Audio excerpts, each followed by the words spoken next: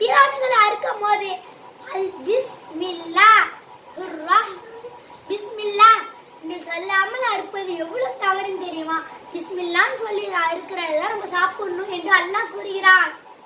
நம்ம ஒரு ஹிந்துஸ் தேவைக்கே போறோம்னு வச்சுங்களேன், நாங்க கோழி இருக்கும் போதோ இல்ல ஆடு இருக்கும் போதோ பிஸ்மில்லா சொல்றாங்களா என்று தெரியாம நம்ம சாப்பிடக்கூடாது. அதனால் இன்ஷா அல்லாஹ் எங்கேயும் பிஸ்மில்லா சொன்ன கோழியை மட்டும்தான் அறுத்த கோழி. அது மட்டுமா, ஆடும் அப்படிதான். அதனால் இன்ஷா அல்லாஹ் நம்ம அப்படிதான் செய்யணும்.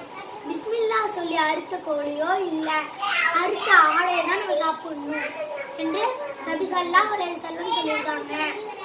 அதனால் எல்லாரும் லைக் பண்ணுங்க, ஷேர் பண்ணுங்க, சப்ஸ்கிரைப் பண்ணுங்க.